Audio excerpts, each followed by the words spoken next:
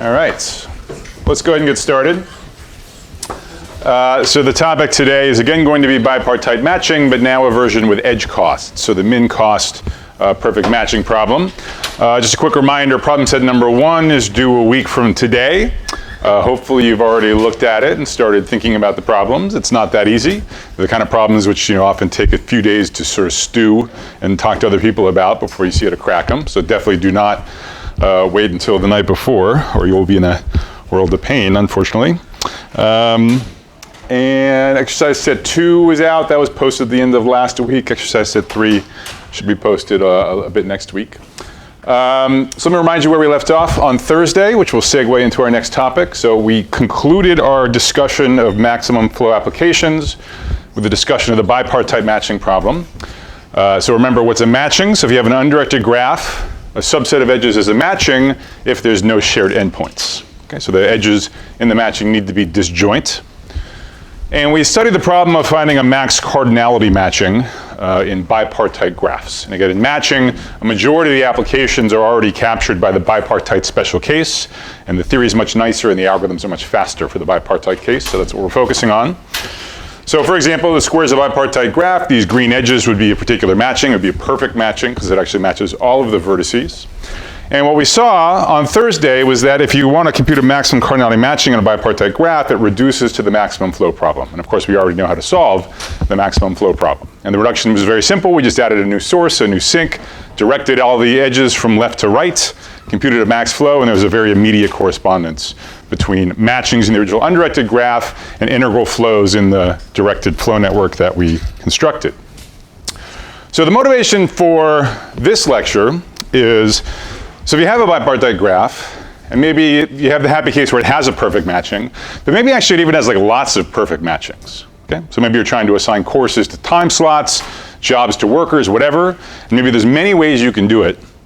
Is there some reason why you might prefer one of these perfect matchings over another? And in applications, the answer is often yes. You actually do have a preference over exactly which perfect matching you pick.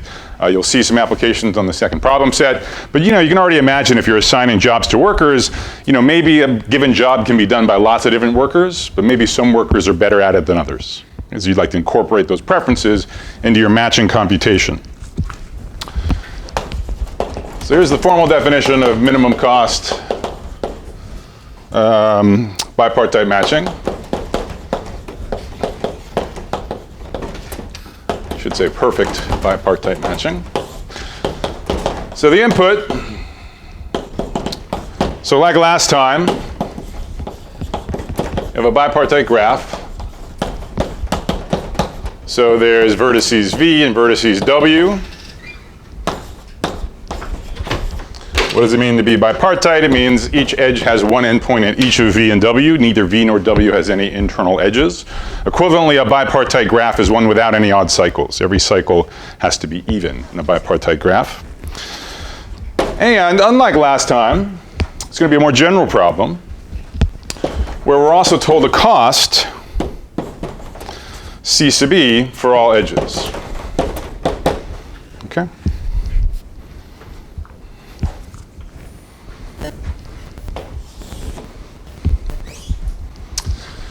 Now next, I'm going to tell you about some assumptions that we're going to have throughout the lecture. None of these assumptions are important. All of these assumptions are for convenience. There are easy reductions that show that each of these assumptions is basically without loss of generality. There'll be some details on this week's exercise set, and I'll talk through why right now. Okay? So assumptions, and again, for convenience only. So first of all, I'm going to assume that the two sides have the same cardinality. Call it N, so there's two N vertices, N in V and N in W. Why is this without loss of generality? Where if this is violated, just add some dummy vertices to the smaller side to make it true. Okay? It doesn't change the problem. So that's assumption 1. Two sides have the same cardinality.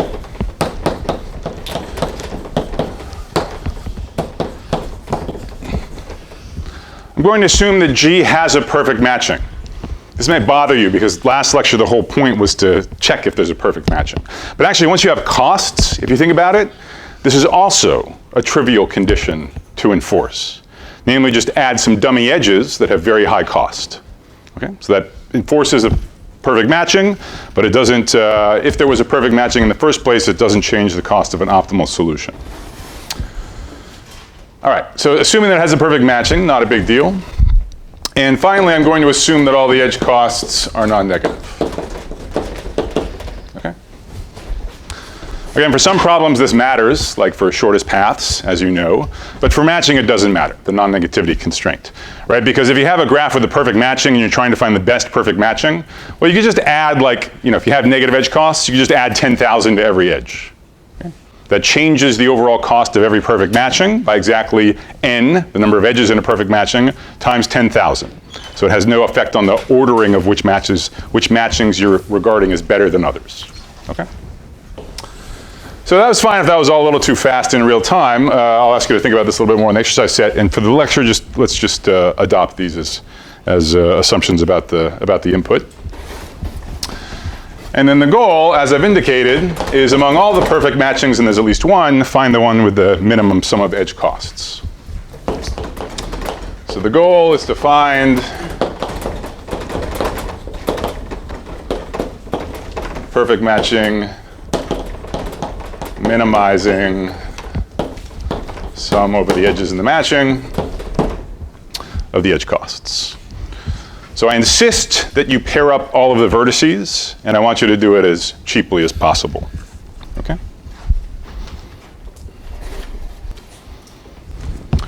So for this formulation of the problem, we're really thinking of the feasible solutions not as matchings, but of perfect matchings. And then amongst all the perfect matchings, there's an objective function you want to optimize, namely the sum of the edge costs. Okay? All right. So hopefully it's also clear, you know, last time we were talking about max cardinality, now we're talking about minimizing. But again, for this problem, it doesn't matter. Like the maximum weight perfect matching problem, that's the same as this problem. You just multiply all of the edge costs by -1, call them weights, and now find a max weight perfect matching. Okay? But for convention, we're gonna focus on min cost. That's how people usually talk about this problem. All right, so in the special case where all of the edges were the same, okay, so say a unit cost, then what we saw last time was that you can solve this problem just by reduction to maximum flow. Okay, so that was when we didn't have edge costs. Now we do have edge costs, and it doesn't really feel like the maximum flow problem is going to be able to encode the min cost perfect matching problem. And the reason is it's not clear what parameters in a max flow instance would encode these edge costs. Now maybe you think, well, I mean, edges in maximum flow, each of them also has a number, right, the capacity.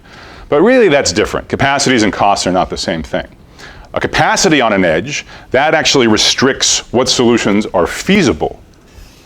The edge costs, they don't restrict which ones are feasible. Okay, the feasible solutions are just the perfect matchings. The edge costs dictate what are your preferences over the different perfect matchings. So the capacities are about feasibility, the edge costs are about optimality. So that's the intuition for why this seems like a new problem.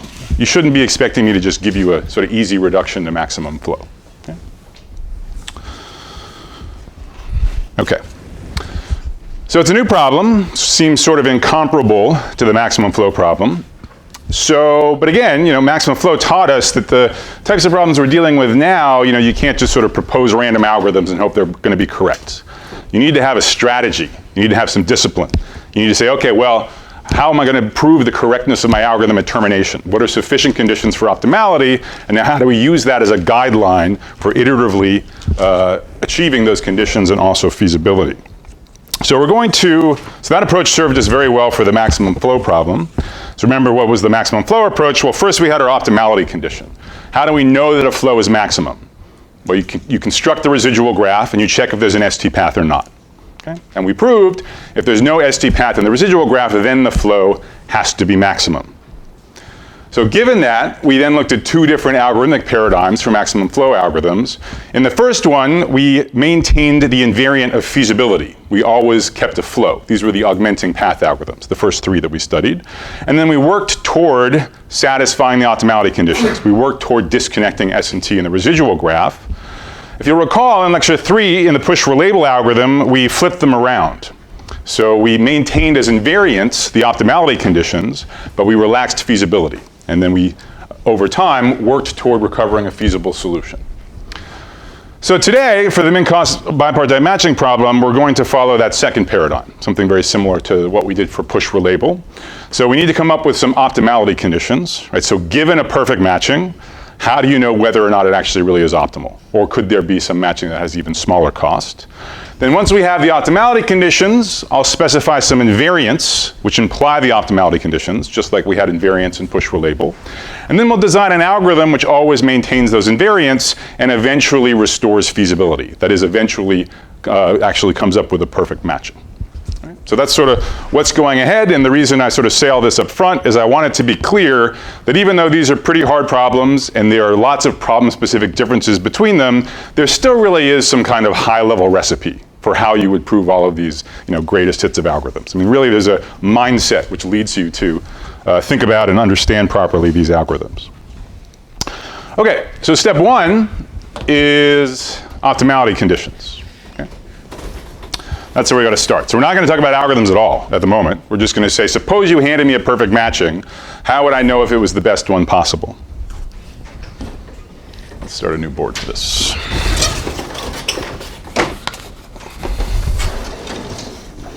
So what we're looking for is an analog of the no ST path in the residual graph characterization of maximum flows.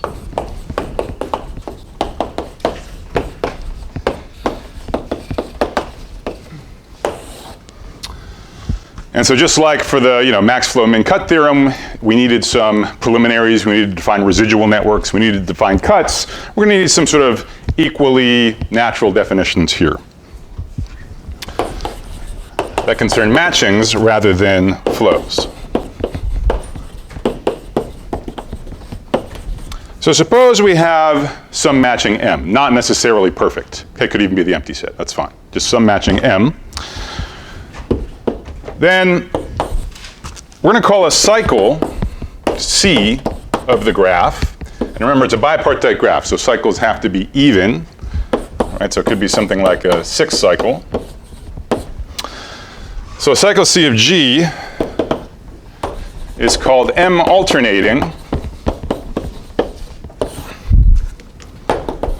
if, as the name would suggest, every other edge of C is in the matching. So, maybe you have some really big graph here, and you have some matching, and maybe these 3 edges are also in the matching. Then that would be an example of a M alternating cycle. Okay? Now, every other edge of the cycle is in the matching. Notice, you're never going to have more than every other edge of a cycle in the matching. This is as full as a cycle can get in a matching, right? Because otherwise someone would be matched twice. But it is totally possible that you have some matching, even a perfect matching, and that there are some even cycles which don't have any edges in the matching. Okay? That can happen too. So this just says the cycle is as full as it could get.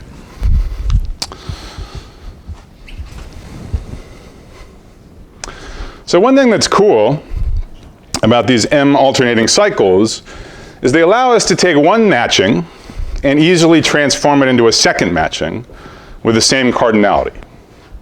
Namely, we just toggle amongst the cycles, the edges in the cycle, which ones are in the matching and which ones are not in the matching. So by toggle, I just mean you could take this 6 cycle, which is alternating, remove the 3 pink edges, and replace them by the 3 blue edges. Okay? That would yield a new matching. And notice that the vertices in this new matching that are matched up, well, they're exactly the same vertices that were matched up before we toggled the edges. Right? So obviously there's no effect outside the cycle. Inside the cycle, everyone was matched both before and after, just in a different way to each other. Okay? Is everyone clear on that? So an M alternating cycle allows you to do this toggle operation. Okay? And we'll see why that's useful in a second. So that's the first part of the definition, an alternating cycle. An alternating cycle is negative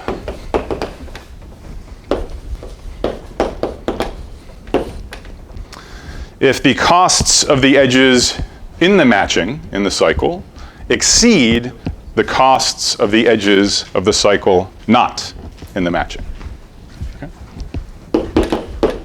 So if sum over the edges that are in the cycle and also in the matching exceeds the sum over the cycle edges not in the matching of their costs. Okay?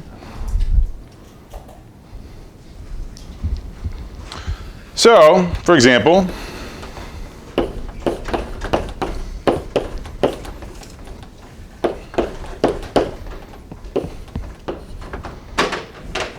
here's an even cycle. There's a perfect matching. And this fourth cycle is indeed a negative cycle with respect to the pink matching. Right? So first of all, it's alternating. Okay? Edge in, edge out, edge in, edge out. And secondly, the edges in have cost 11, the edges out have cost 9. Okay? So that's the negativity condition.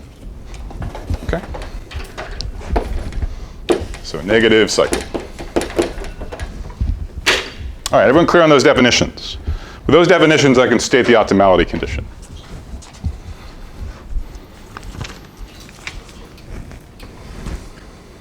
Okay. Well, actually, let me ask you. So any guesses? Like why? So what are we trying to do? We're trying to understand how do we know whether a given perfect matching is minimum cost or not.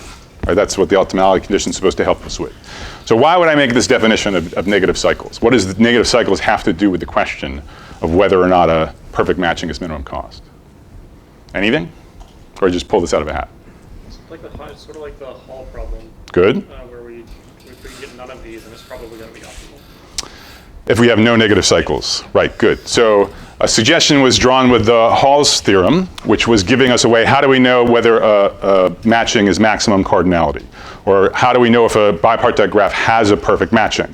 And so what we saw with Hall's theorem was we saw, well, there's one simple kind of obstruction, or what I was calling constricting sets. So you have a subset of vertices on the left-hand side, so that the number of neighbors on the right-hand side is strictly smaller. So if you have 10 vertices on the left with only 8 distinct neighbors on the right, no way are you going to have a perfect matching, right? At least 2 out of those 10 vertices on the left are going to have to be left unmatched. And then Hall's theorem said the only obstructions were the obvious obstructions. As long as, for every subset on the left, the number of neighbors on the right is at least the size of the set. This is the non-trivial part of the theorem that guarantees that you have a perfect matching. So let's build on this. So what's the analogy? Okay, so negative cycles, what do these correspond to? Just as sort of like a pattern matching with our discussion of, say, Hall's theorem. You can also make an analogy with max flow min cut if you want.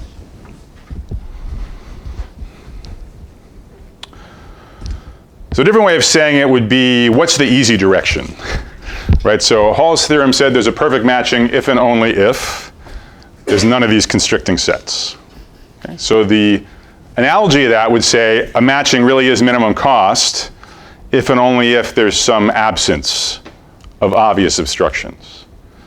So what I seem to be leading you toward is maybe these negative cycles are an obvious obstruction, like an obvious proof that a certain matching is not minimum cost. Maybe that's going to be the easy part, right? That if you have one of these negative cycles, there's no way you're optimal. And then there's going to be a non-trivial part which says, if you're ever not optimal, there will always be an explanation of this form. Okay, so theorem.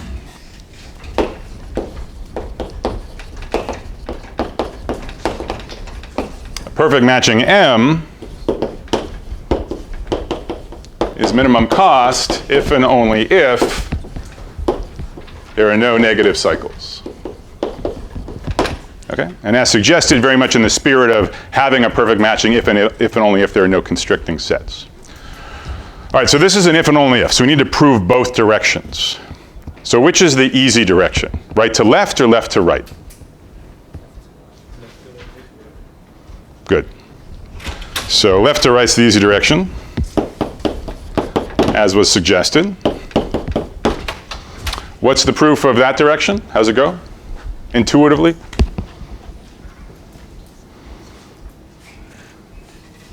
There is a negative cycle, it's not.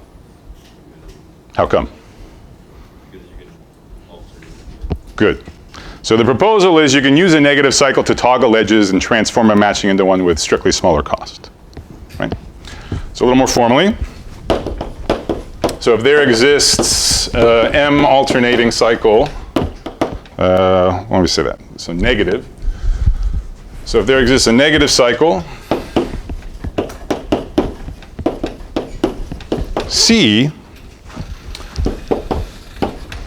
then, so remember, negative cycles by definition have to be alternating. And remember, alternating cycles, you can toggle the edges and get a new matching, okay? That matches exactly the same nodes. So if you had a perfect matching and you toggle inside an alternating cycle, you get another perfect matching. So suppose we do this toggle. What effect does it have on the total cost of the matching? Well, these edges go away. They used to be in and now they're out. Okay, so the cost drops by this much. These edges used to be out and now they're in. Okay, so the cost increases by this much. The net effect, right, it drops more than it gets increased. Okay, so the net effect is a drop in the overall cost. So let me use for this toggling operation, let me use the notation circle plus. Okay, so you can think of this either, if you want to think about these as edge sets, right? M is a matching, a subset of edges, C is a subset of edges. You can think of this as a symmetric difference. If you prefer to think of these as like 0, 1 vectors, then I'm just doing an XOR, okay?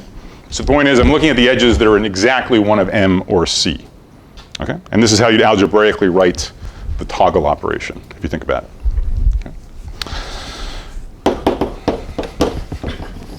So then toggling gives us a cheaper perfect match. Okay. So any questions about that? This is supposed to be the easy direction. So if you're lost, let me know. Okay. So I hope this direction is clear.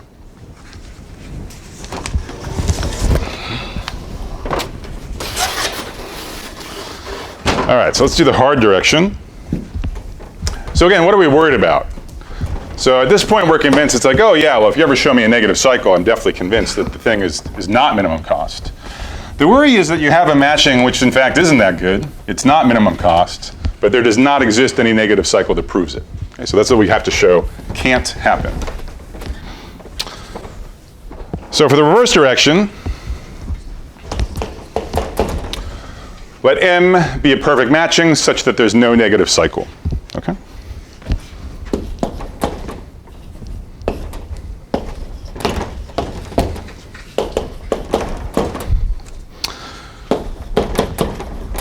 So let M prime be a competitor, any other perfect matching. Okay, so we want to show that our matching M is cheaper than any other perfect matching M prime. Okay, so pick your favorite.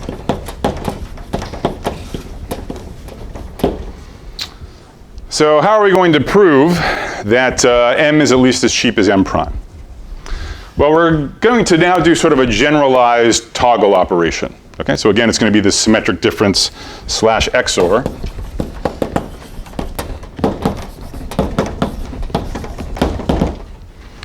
So again, what does this say? This says you look at the subset of edges that are contained in exactly one of M and M prime.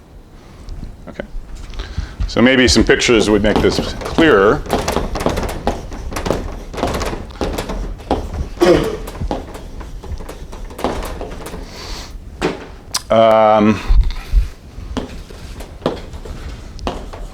So here are two perfect matchings. What is their symmetric difference? The pink edges, as usual, are the matching edges. How would you describe the symmetric difference?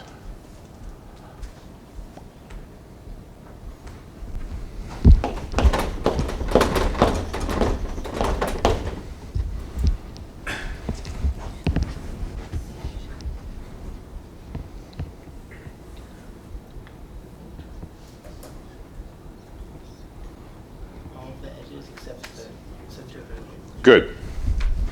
The entire boundary.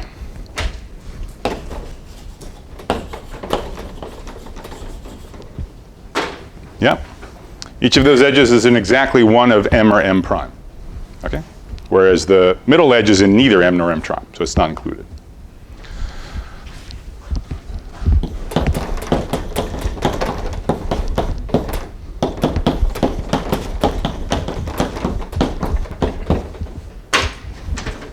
So what if we take the same M and we think about the following different perfect matching.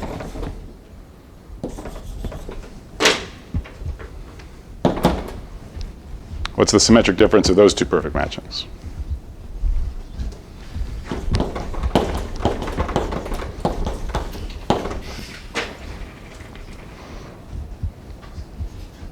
Say it again?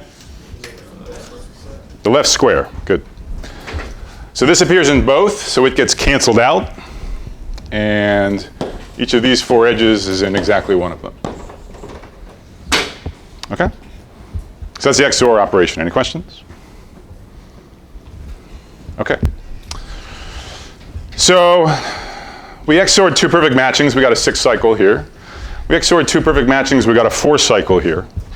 Obviously, I could paste copies of these gadgets together, so I could get a collection of disjoint cycles. And actually, if you think about it, that's all you can get if you take the XOR of two matchings.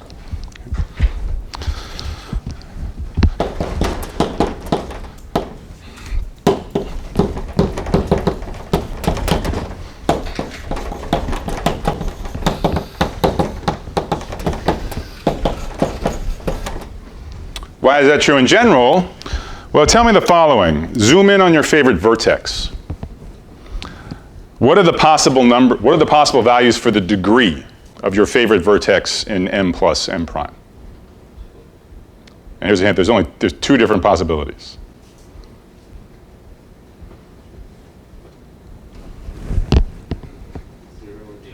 Zero or 2. Okay? Why? Because each of M and M prime have degree 1. So either they're the same edge and they cancel each other out, or they're not, and then you get, so I guess this is for XORing perfect matchings, I should say, actually. Okay? And so you see both cases here, right? So here is 0 degree, and here's degree 2. Okay? So M and M prime both have degree 1, either they cancel, your degree drops to 0, or they don't cancel, they get degree 2. A graph where all the degrees are either 0 or 2, that's a union of disjoint cycles. That's all it could be. All right? So what? Let me remind you what we're trying to prove.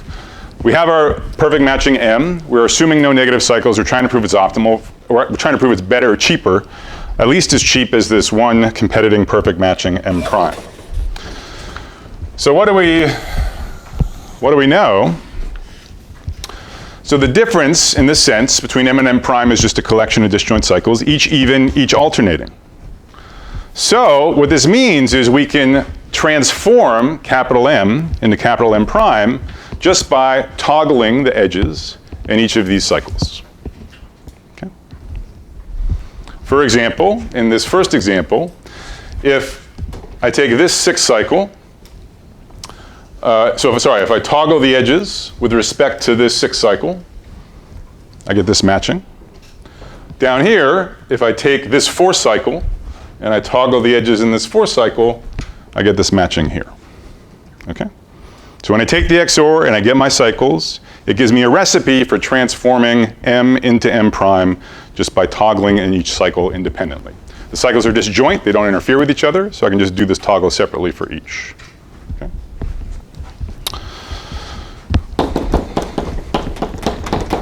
So can obtain M prime from M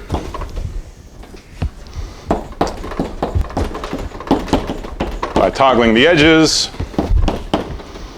of the cycles, which remember are non-negative. Okay? By assumption. So if you toggle a perfect matching by a non-negative cycle, what does that mean? What does non-negative mean? It means the edges that are dropping out have cost at most as much as the edges are coming in. Okay? So because the cycles are non-negative, just like it's the reverse of the argument with the negative cycles, toggle by a non-negative cycle, the cost only goes up. So because you can obtain M prime from M by such toggles, M prime has to be at least as expensive.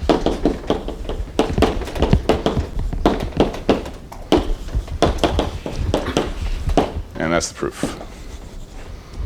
Okay.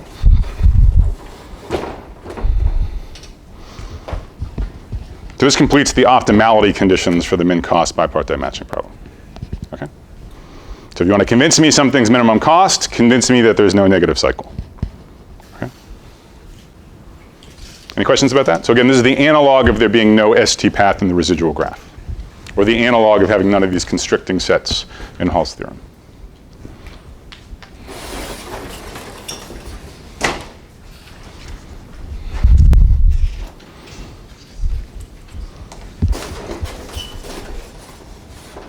Okay.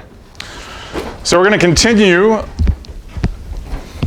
repeating what worked for us in the push-relabel algorithm. If you recall with push-relabel, right, so with augmenting path, the optimality conditions only held at the very end of the algorithm.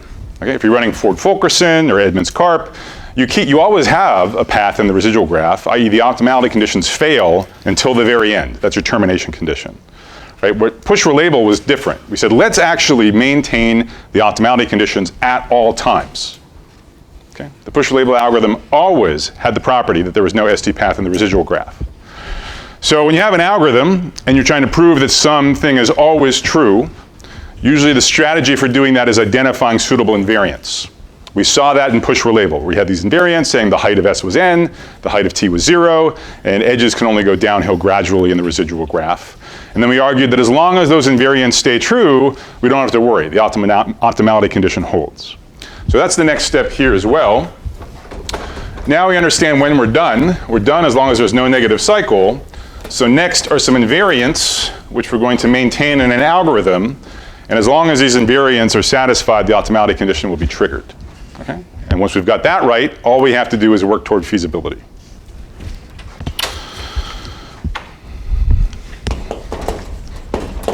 All right. And in an even stronger analogy with push-relabel, really what we need to do, so we're going to be starting from the empty matching, and we're going to be building up to a perfect matching. So we're going to be increasing the cardinality of our current matching by 1 each time. And just like in push-relabel, when we were pushing flow around, we needed some kind of discipline about when we were allowed to push flow. And the solution in lecture 3 was you could only push flow downhill. We were never allowed to push flow uphill, and that's what led to our termination and good running times. So here again, we're going to need some kind of way to, in a disciplined way, only allow certain kinds of augmentations so that the invariants stay true. And just like push-relabel, we're going to do this by having a sort of annotation, a number for each vertex. Okay, so remember in push-relabel we had these heights. We just made those up, remember. Okay, that just sort of helped us design a correct algorithm. The problem statement of max flow and the output of the problem don't talk about heights. Okay, that was all inside our algorithm and analysis. Here, again, there's nothing about nodes. We just have this graph with edge costs. In our algorithm and analysis, we will attach numbers to nodes so that we can maintain these invariants and hence the optimality conditions. So we're going to maintain a matching M. Again, initially empty, eventually perfect. And I was calling them heights for push-relabel. Here they're usually called prices. They're similar. They're not exactly the same, though. But whatever. It's going to be a real number that we keep track of with each vertex on both the left and the right-hand side of the bipartite graph. And all right, so the algorithm is going to be maintaining both capital M and these P's. And just like with push-relabel, we're going to have invariants that relate the current solution, the current matching, to our current function on nodes, our current prices. Okay? So to define the invariants, I need one really simple but crucial definition, which is that of the reduced cost. So fix a price for each vertex. Okay? So the reduced costs are with respect to prices. And for an edge VW, the reduced cost under P is just the original cost with the prices of the two endpoints subtracted out. Okay?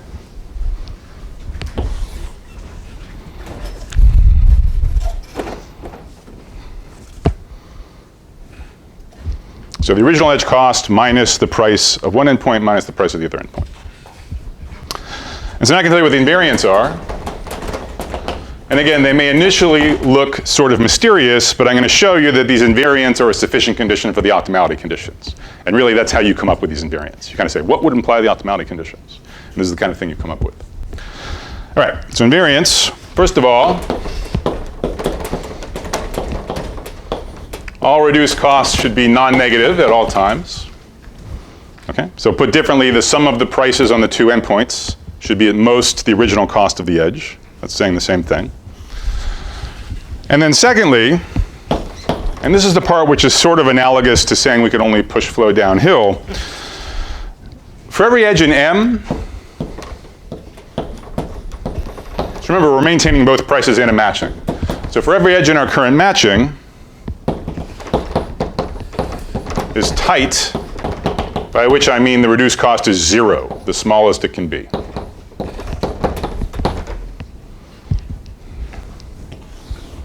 Okay? And those are the two invariants. So for example,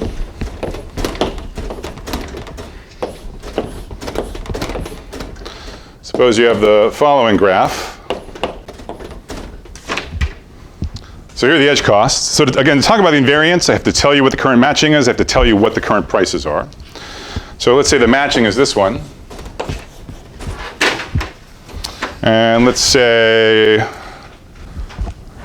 right, well, let's start this way.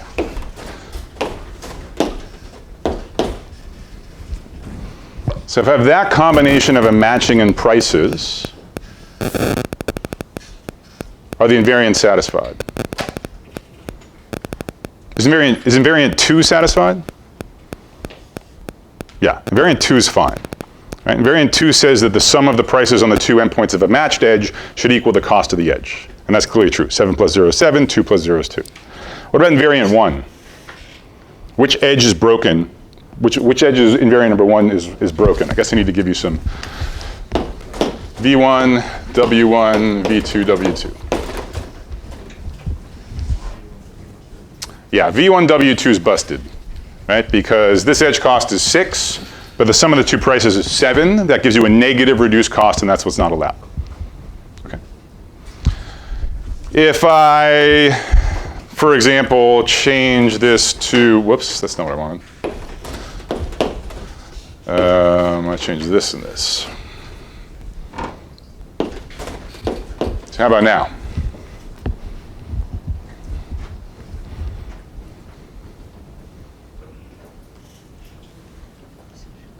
Now we're good. Yeah. 2 plus 2 is 4, less than 5. 5 plus 0 is 5, less than 6. Okay. So the two edges in the matching have 0 reduced cost. The two edges outside the matching both have reduced cost 1, which is fine. Okay. And as we'll see, it's not a coincidence that this matching is indeed minimum cost perfect matching. All right. So what I'm going to do next is prove that as long as the invariants are true, there's no non-negative cycle, okay, which remember was our optimality condition. So any questions before I do that? And that's also the motivation for the invariants. So is it clear what the statement is? What all the definitions are? Okay. Okay. All right.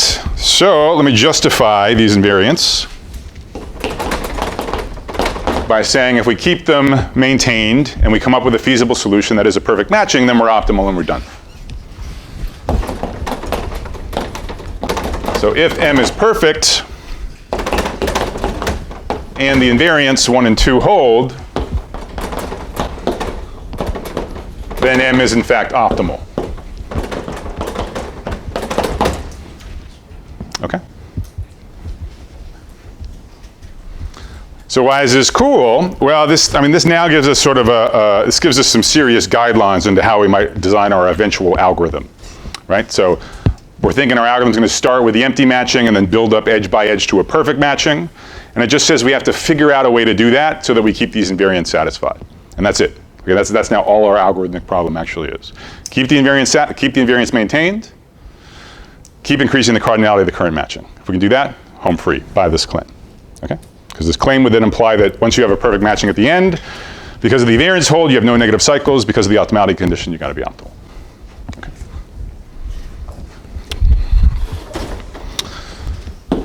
All right. So proof. Well, to show that M is minimum cost, we know all we have to show is that there's no negative cycle. Right? That's our optimality condition. As long as we show there's no negative cycle, we're done. So fix your favorite potential negative cycle. So an M alternating cycle. Okay, so we're assuming M's a perfect matching. We're assuming the invariants hold. We're trying to prove that there's no negative cycle. All right, so again, remember, what does an alternating cycle look like? Well, it's going to be an even cycle because it's a bipartite graph, and alternating means it's as full as it could be. So every other edge is in the matching. And as we've been discussing, previously we were using the fact that you can toggle edges inside such a cycle and transform one perfect matching into another one. Okay. So the rest of the proof will fit on this board. Again, we're trying to prove that C is not negative. We're trying to prove that C is non-negative. So remember negative cycles, we have to compare the edge costs of the edges in the matching in the cycle to those that are not in the matching in the cycle. Okay, so let's write those two out. So on the one hand,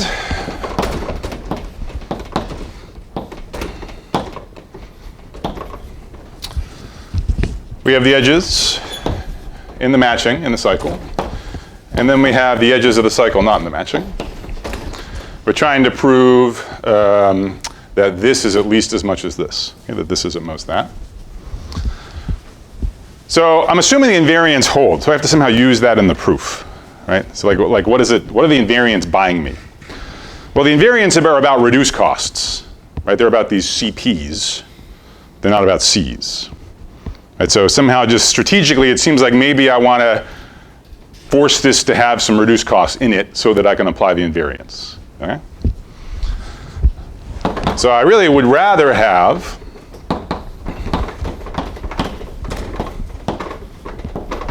this.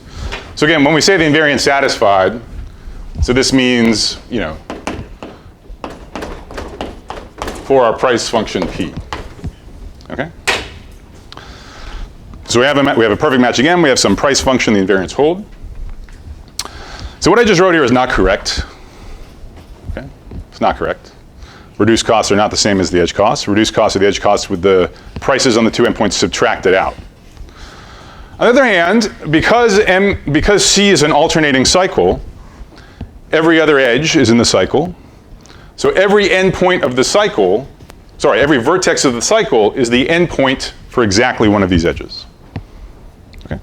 So in a 10 cycle, you have 5 edges in this set, and each of the 10 vertices of the cycle is the endpoint of exactly one of them. So if I just add back in the sum over the vertices of the prices, then this is, oops, that should be over the cycle, not over the vertices. Then the equation actually holds. Okay? All I've done is added this number and subtracted it back out. The subtracted part, I'm kind of burying in the reduced costs. Okay? So clear? Again, just add and subtract the sum of the prices of the vertices in the cycle. Obviously, we can do the same thing for the other half of the edges in the cycle.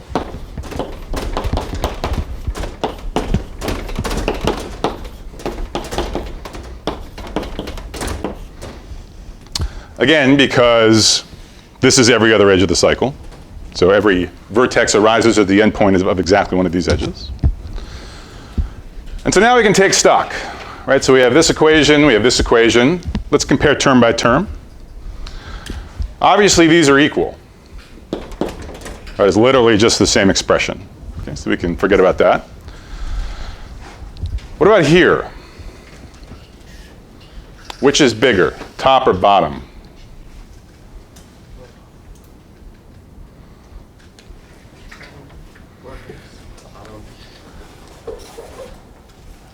Indeed, the bottom's bigger. So we need to remember the invariants. What do invariants say? Reduced costs are always non-negative, or this is, first of all. And second of all, for any edge which is actually in the matching, the reduced cost is as small as it could be. It has to be 0. So by invariant number 1, each of these terms is non-negative. And by invariant number 2, each of these is 0. Maybe I'll use a different, that's fine. Yeah, let's do this. So the bottom's bigger, can only be bigger, okay? So here we have something small plus something. We have something bigger plus the same something. So over on the left-hand side, overall, the upper left-hand corner is at most the lower left-hand corner. Okay? That is, the cost of the edges in the matching and in the cycle is at most that of the cycle edges that are outside the matching. That's the definition of a non-negative cycle.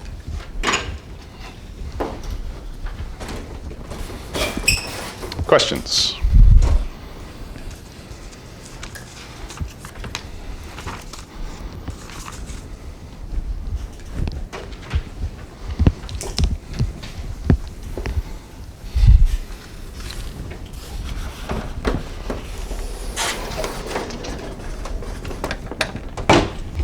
All right, so we've actually haven't said anything about algorithms yet. And again, this is characteristic about how one successfully develops correct algorithms for these sort of harder problems in P, like maximum flow and min-cost bipartite matching. So we started with optimality conditions. Those really weren't algorithmic at all, at least not on the face of it. That was just structural. But then we sort of compiled the optimality conditions into these invariants, which now feels a lot more algorithmic. Right? So now, rather than just trying to figure out how do we eventually at some point satisfy this optimality condition, we're like, oh, no. Let's just make sure we initialize our algorithm so the invariants are hold, and let's just make sure that every step of the algorithm doesn't break them. And hopefully we eventually terminate with a perfect match.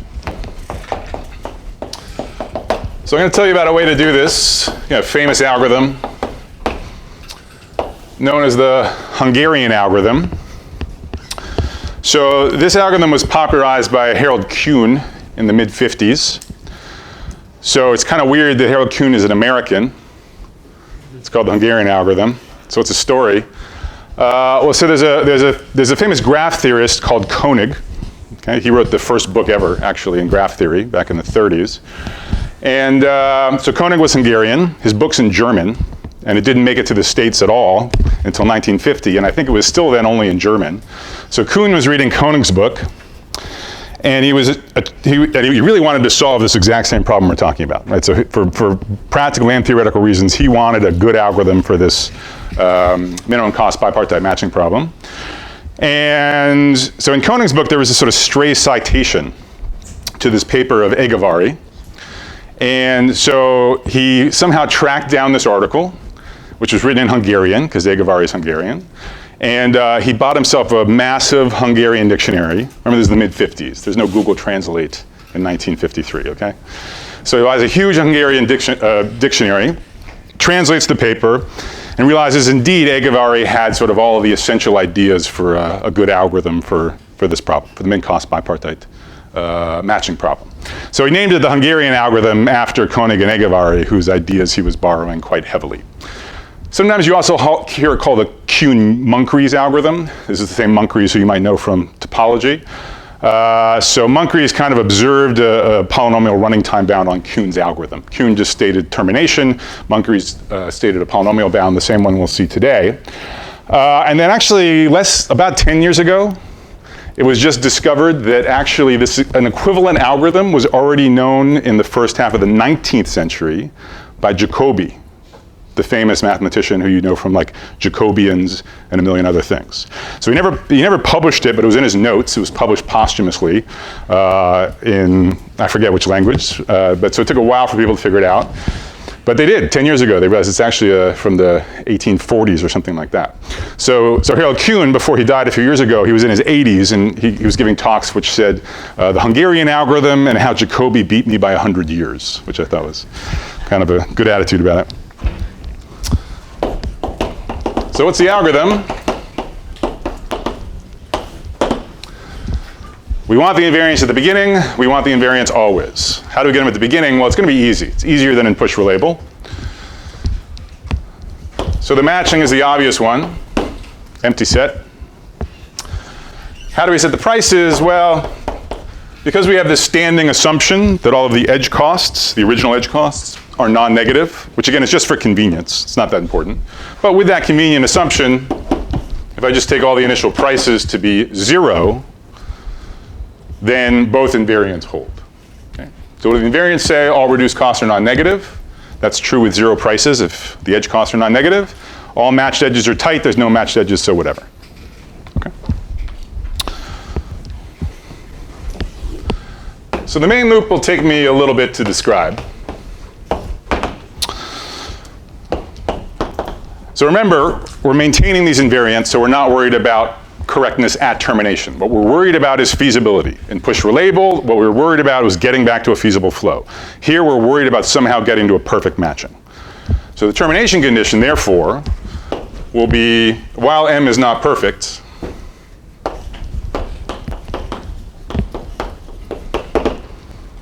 right, so that when we terminate, we're done.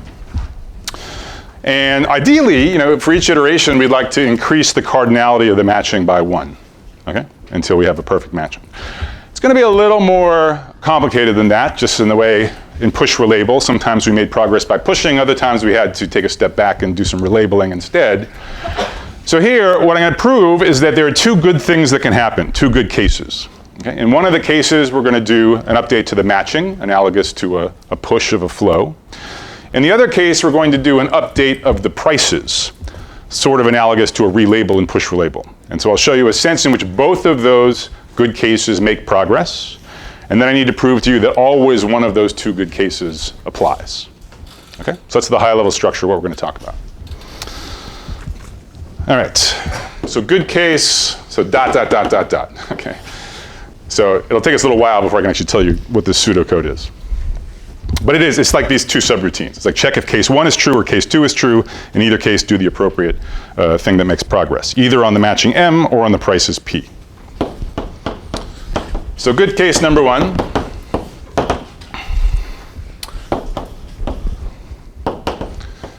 Is that there exists what I'm going to call a good path.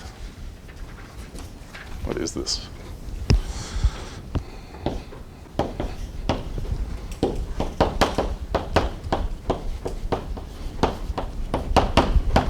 So what's a good path? Well, it has to satisfy a bunch of things.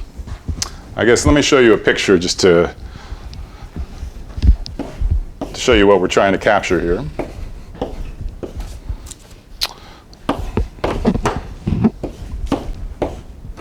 So have in mind a case where this is our graph, or these are the tight edges maybe. This is in our matching. And then a good path is going to be this green path. Okay? So that's a picture you might want to keep in mind. Formally, what are the requirements of a good path? So it originates on the left.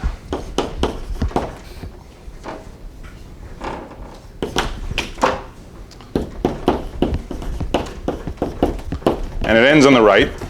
Okay, so like here. Starts on the left, ends on the right. V and W should be unmatched in the current matching, capital M.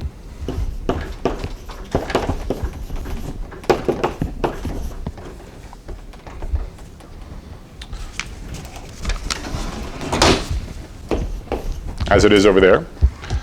3, we want it to be an alternating path in exactly the same way as we were talking about alternating cycles, where every other edge is out of or in the matching. Now observe, so if it starts on the left and ends on the right, does the path have an odd number of hops or an even number of hops? Odd number of hops, right? It might be 1 hop, or it could be 3 hops or 5 hops or whatever, okay?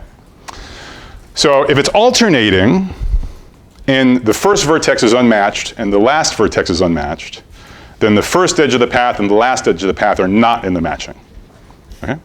So alternating here is going to be out of the matching, in the matching, out, in, and then again out at the end. So if it's a 9-hop path, you'll have 4 edges in the matching and 5 edges out of the matching. Okay, so alternates.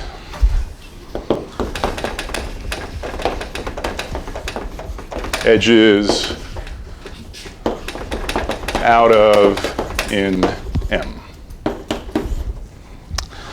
4. All edges of P should be tight. Remember, tight means the reduced cost is 0. Okay. So what's the point of this definition? What I'm trying to do is give you conditions under which we can safely increase the cardinality of the matching. Okay? So the point of this path is it allows you a systematic way to take a matching, get a bigger matching, a matching with more edges, and furthermore, and this is the motivation for using only tight edges, we don't want to bust any of our invariants. Okay? So any questions about the definition of a good path?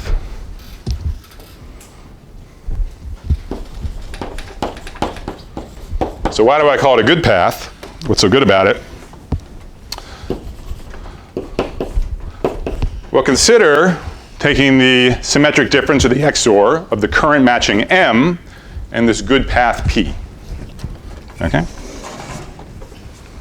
So for example, in this picture, if we take the XOR of the pink edge and the green path, then what we get is this perfect matching of blue edges. Okay? More generally, this is again a toggling operation.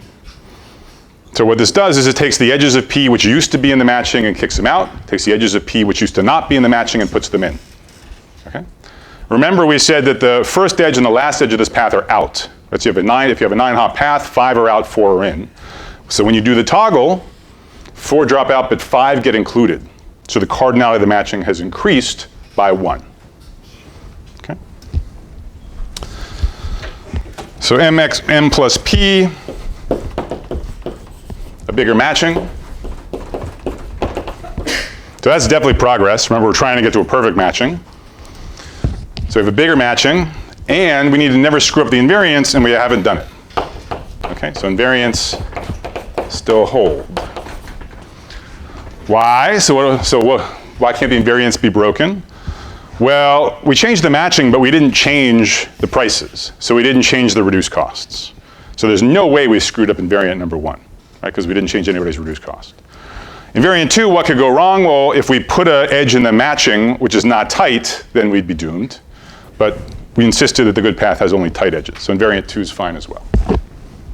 Okay? And so this can only happen at most n times. Okay? So we're super happy whenever we're in the main loop and we find a good path. Okay? We'd love it if it just like n times in a row, we just kept finding good path after good path and that was it, and we terminate with a perfect matching. Okay? Then we'd be done. The invariance would imply optimality. Okay? So any questions about good case number 1?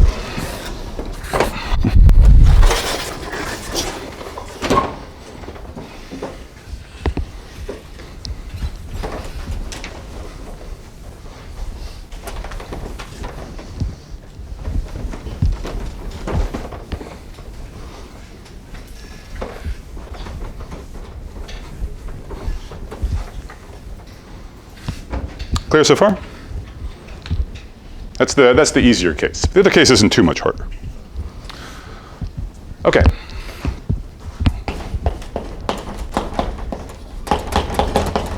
So good case number 2. So suppose there's a good set.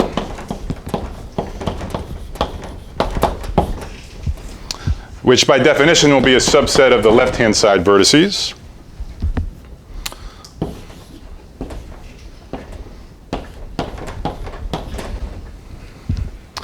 And it should satisfy 2 properties. Contains at least one unmatched vertex.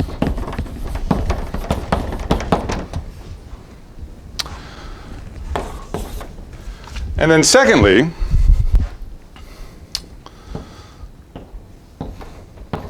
remember when we talked about Hall's theorem, we talked about the neighbors of the neighbor set of a subset of the left-hand side. So we're again going to talk about the neighbors. The neighbors not with respect to the original graph, but with respect to the tight edges. So we look at vertices in a set on the left. We look at any edges of them which are tight. And then we add the corresponding neighbors into the set capital N of S. Okay? All right, so maybe you have a couple edges that are actually in the matching. They're definitely tight. But you can also have tight edges which are not in the matching.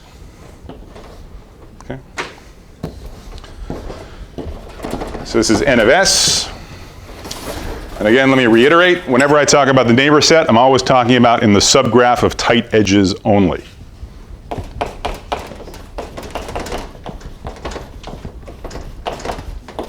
Why tight edges only? Well, I mean, that's what's relevant for good paths, right? Good paths are all about tight edges. Okay, and so what's condition 2? Condition 2 is that every vertex of the neighboring set amongst the type edges is matched to some vertex of S in M. Okay? Which you'll note is true in the picture that I drew. Okay? So there's 4 nodes on the left. Amongst them, between all the tight edges that they have, there's only 2 different neighbors on the right-hand side, both of which are matched to 2 of the 4 vertices of S. Okay? So that's a good set. It's a little less clear why this might be useful, so let me explain.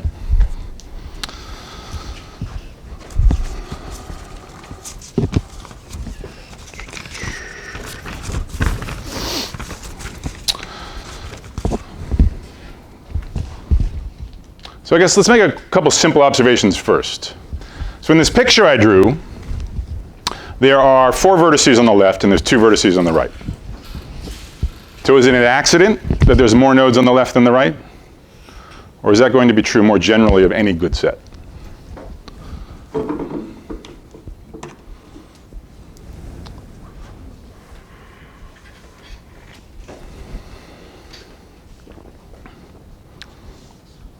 Suppose in general I told you there were 10 nodes on the right-hand side. What could you say about the left-hand side?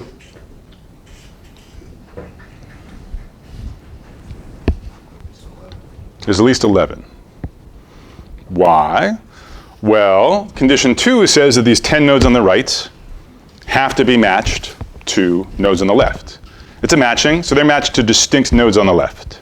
So that gives us at least 10 nodes on the left, but then I also insisted that there was 1 unmatched node on the left. That gives us 11. Okay? So just from the definition, we're always going to have that for a good set, the number of neighbors on the tight edges on the right-hand side is less than the number on the left-hand side. So this is analogous to the constricted sets we talked about in Hall's theorem.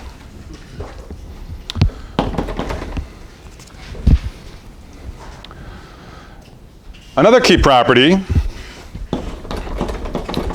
is that no edge of the matching, basically every edge of the matching is either in this picture completely with both endpoints or completely out of the picture, neither endpoint. So no matching edge has exactly 1 endpoint in S union N of S. Okay?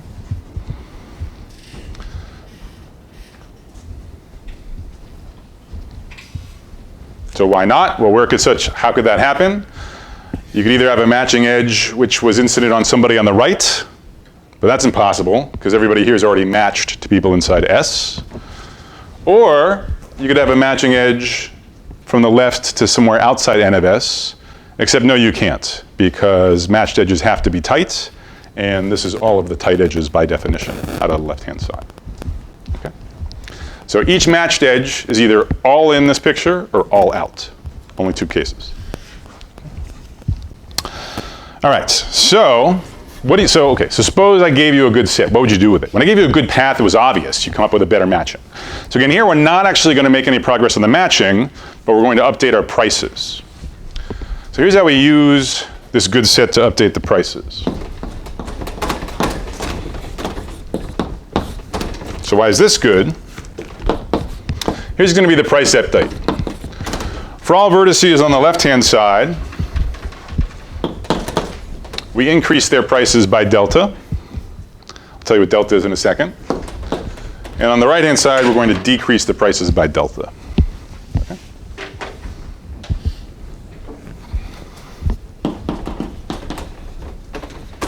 So increase P of V by delta for all W and N of S,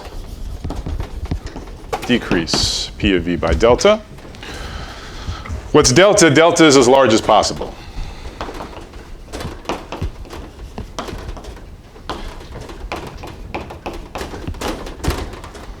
You should be wondering, how do I know how big a delta is possible?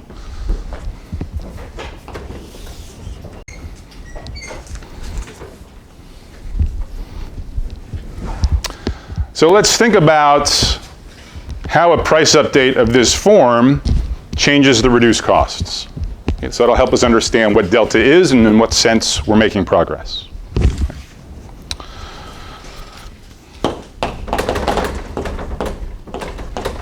So how does the reduced cost of some edge VW change?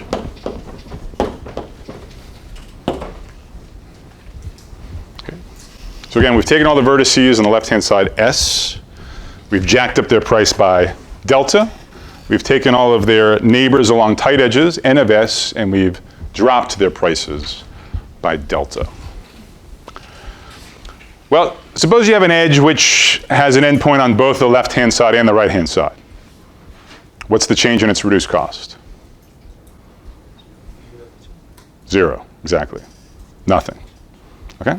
Because remember, the reduced cost, you subtract both the prices. If one of them went up by the same amount, the other one went down, their sum is the same. Okay? Similarly, obviously, if an edge that has no endpoints involved in this picture at all, its reduced cost doesn't change, just because neither of the prices of its endpoint changes. So there's really only two interesting cases. One case is an edge like this. What can we say about such an edge? There's something it can't be by how we define the neighbor set N of S.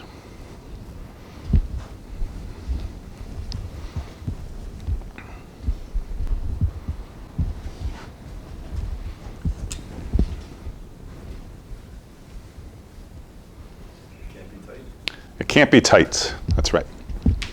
Why can't it be tight? Because, by definition, N of S contains all of the vertices adjacent to vertices of S on tight edges. Okay, so good. So if it's not tight, that means it has a strictly positive reduced cost. The other kind of edge that's sort of interesting is if the right endpoint belongs to N of S, but the left endpoint does not belong to S. Okay? That's also possible. Okay. So what happens? Well, let's consider these two cases. Right? So first, let's consider the first case. So if V is an S and W is not in the neighbor set, so that's like this edge here, what happens to the reduced cost? Does it go up, go down, or stay the same?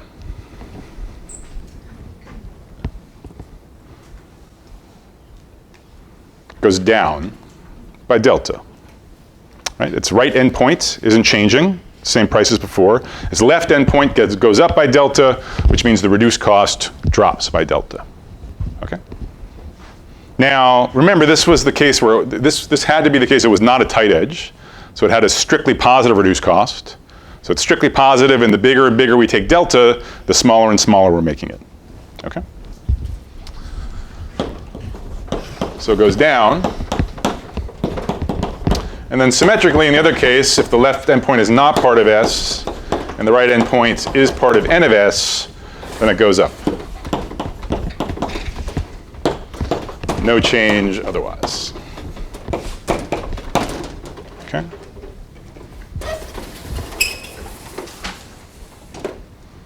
All right, so everyone clear on the ways reduced costs change as we change these prices? Okay.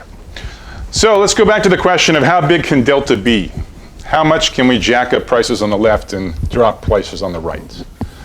Well, for every edge of this form, the bigger we make delta, the smaller its reduced cost. At some point, some edges' reduced cost will be dropped all the way to 0. Remember, one of our invariants says that reduced costs are not allowed to go negative.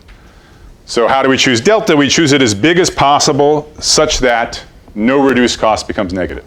And the only edges we're worried about are edges of this type, the first type over there. Okay?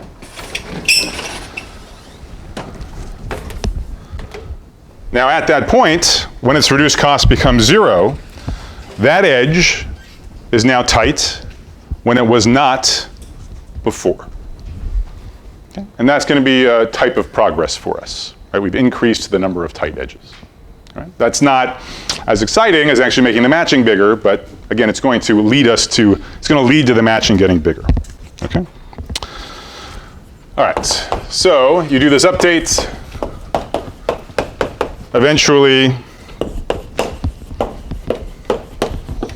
some new edge becomes tight.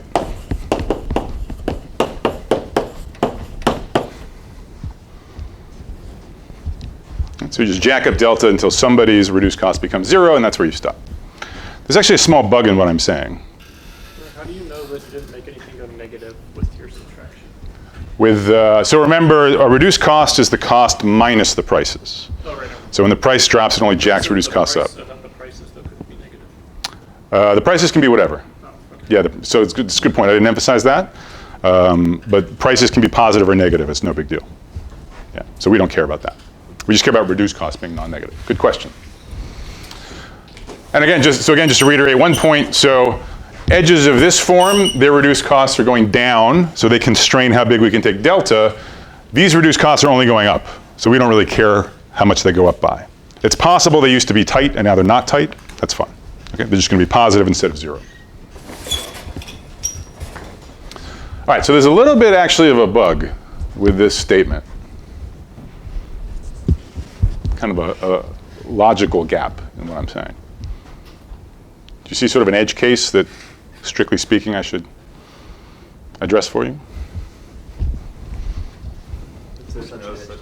Excellent. Excellent. Then what if there's no such edge? Right, so what if every single edge incident to S actually is already incident to N of S? Okay. Why is that a problem? Well, then there's no constraint on how big I can take delta. Right? I increase delta, nobody's reduced costs are going down, so I can take it as big as I want. So I claim that actually can't happen, okay, by one of our standing assumptions. We had an assumption that the graph, the original graph, has a perfect matching. Okay? By Hall's theorem, or sort of obviously, whenever you have a perfect matching, for any subset on the left, the number of neighbors on the right has to be at least as large. And so the only thing here, just remember when I drew this picture, it was only the tight edges. Okay? So that's why it wasn't a contradiction to see a picture like this, because we're only looking at the tight edges. But if you're telling me that actually there aren't any other edges either out of S, then all of a sudden I've exhibited a constricted set. Okay? All of the neighbors of the left-hand side belong to this right-hand side. As we observed, the right-hand side is strictly smaller than the left-hand side. That's a violation of Hall's condition, which contradicts our assumption that the graph has a perfect matching. Okay? So the upshot is this case can't happen.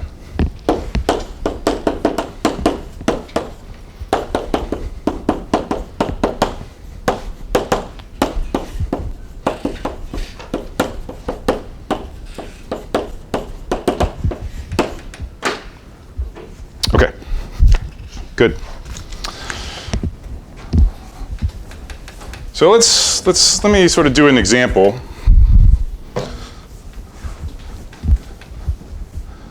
And I'll have to stop after the example and pick up again on Thursday. So the claim is both of these are progress. It's clear that when you have a good path, it's progress. Your matching gets bigger. That can only happen n times. As we'll see, new edges becoming tight, that's also helpful. Okay, you can't just have edges become tight forever without also doing some kind of path augmentation. Okay, so just like in push relabel, we showed that first of all, we bounded the number of relabels. Then we said that you can't have a lot of saturating pushes unless you have a lot of relabels. So there can't be that many saturating pushes. Then we did the same trick with non-saturating pushes. You can't have too many without having 2 relabels. It's going to be the same thing here. You can't have too many of these price updates before you actually do, before you find a good path. Okay? So details on that Thursday. And I'm also going to have to show you on Thursday why it is that one of the 2 cases always applies. Okay? So that's where we'll start on Thursday. But just to tie it up to give you a better intuition for what's going on, I just want to look at an example and think about, I want to stare at it and say which of good case number 1 or good number 2 applies, and then what happens when we update things. Okay? So suppose the original edge costs are like so.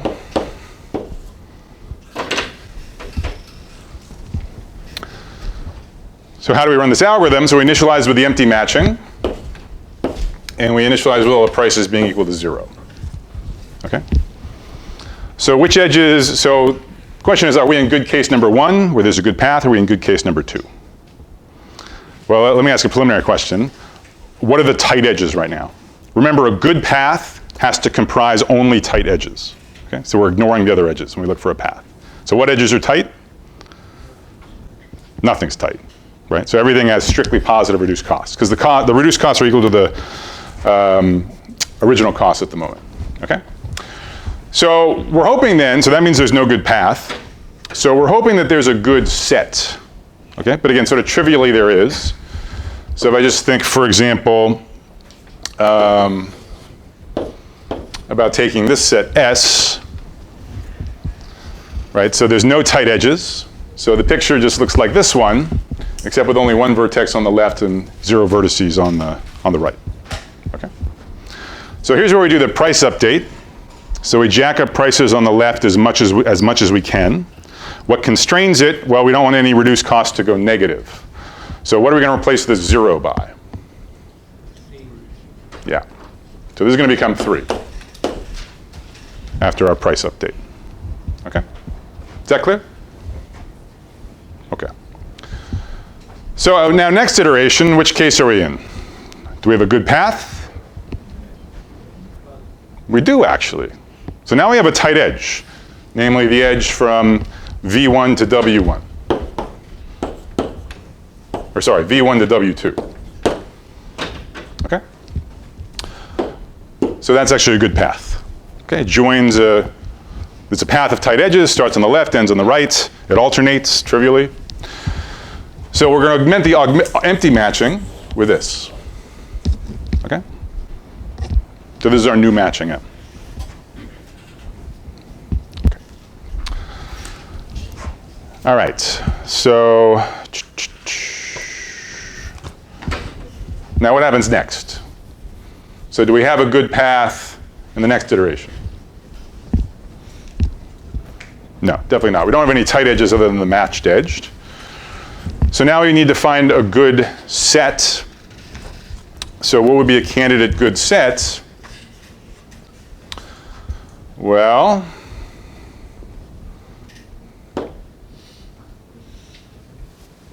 so for example, you could take this combined with this. Okay. So remember, N of S is who you can reach from tight edges. From the left-hand side to the right from tight edges. This is the only tight edge, so this is who you reach on the right-hand side. So now, again, we can do a price update. So we increase prices on the left by delta. We decrease prices on the right by delta until some edge cost gets reduced cost gets zeroed out. So what are we going to take delta in this example?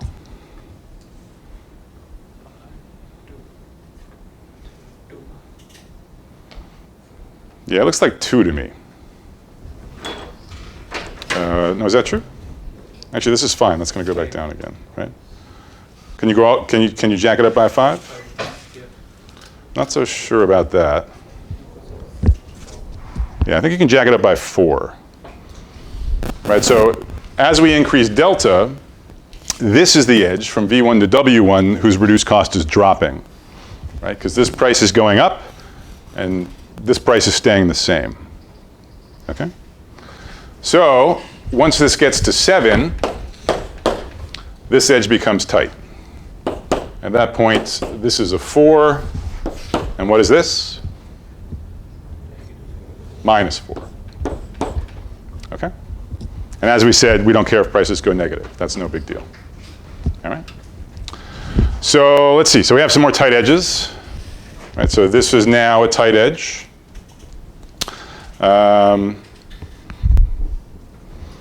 So are there any good paths at this point?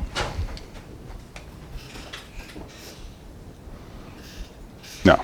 So we need to do another dual update. There'll be a couple more. I'm out of time, so just skip to the chase. Eventually, you'll get a tight edge so that this becomes, let's see, so what's going to happen? So min cost, 7.2. Oh, I see. Actually, eventually, this is going to be able to come. Right, so 5 and 3 is going to be the min cost perfect matching. So eventually, you're going to have enough dual updates that this edge becomes tight, and then you can augment the matching by that, and you get the min cost matching with total weight 8. So any questions about that? Yep.